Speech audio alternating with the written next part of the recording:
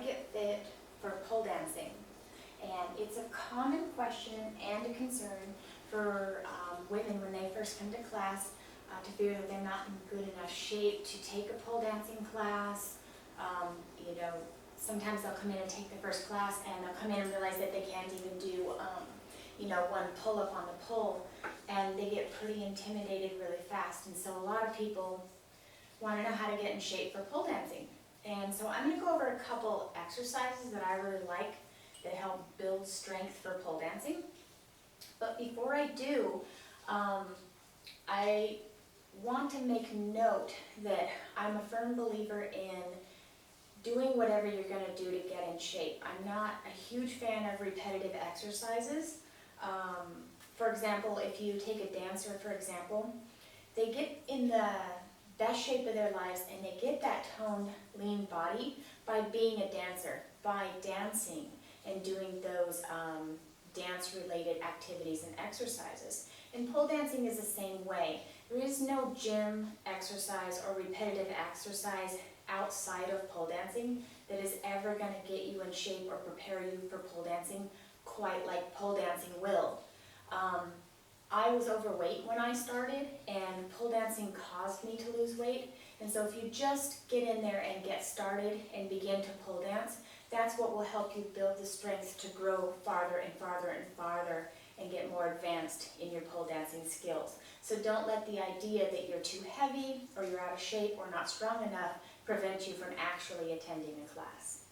So aside from all that, one of my most favorite exercises that I find really helps people prepare for pole dancing is a simple pull-up. And if you have the pull-up bars in your door frame, that'll work too.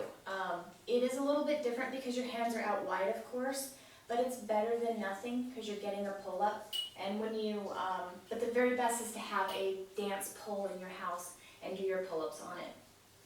What you want to do is you want to stand in front of the pole, of course, one hand stacked in front of the other. You don't want to get up too high because chances are you're not going to be able to get up there. You don't want to get discouraged, and you want to be able to not overly strain your muscles. And so keep a slight bend at about 90 degrees in your elbow. This one isn't quite 90 degrees, it's a little bit larger, but just keep a bend. Don't overextend your elbows.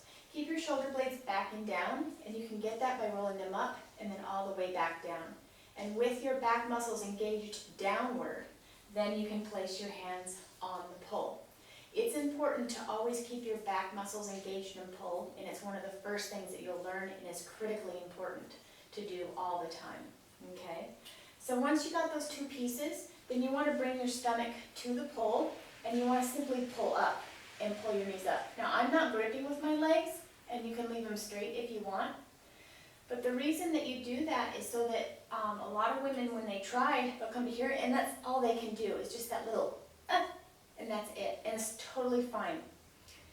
You'll be able to hold it longer and longer, and then before you know it, you'll be able to do pull-ups. Optimally, you'll want the lower hand to be right at your chest or the middle of your sternum level, and then preferably maybe you'll do 5 of these or so. Then you're going to swap the hands so that the opposite arm is high, keeping your shoulder blades back and down.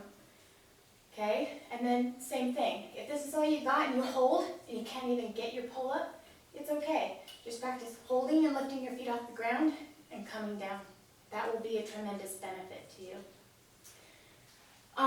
Another exercise, if you're already beyond the point of pull-ups and you got that pretty good, another favorite exercise of mine is practicing pulling your knees to your chest because it really works the core.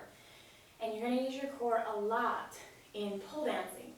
And the best way to do that is to stand next to the pole, and the pole is going to run along the inside, like right between my bicep muscle and kind of almost in my armpit. And then I'm going to grab a hold of the pole. Opposite hand goes up high, just above. My hips are in front of the pole, and what I'm going to do is I'm going to engage my core and tuck everything under and practice lifting my legs off the floor. At first, this will improve your grip because at first when you do it, you might be kind of like, oh my goodness, I can't hold my body weight up. It's fine. It's really normal to be that way when you first start. It's totally fine. Slowly but surely you'll do maybe 4 or 5 of these. Again, on each side of the pole. Work both sides of your body. Okay? A little bit every time. Before you know it, optimally you want to be here and you want to be able to hold it. Okay? And when you get to the point where you can do this and hold it just for a few seconds, 4 or 5 times on each side, you are ready to go to a pole dancing class. There's no reason why you can't be in there. Okay? So I hope that gives you some tips. Remember that eating clean also plays a huge part in your ability to get fit when you're pole dancing, so don't forget that important part. Have a great day.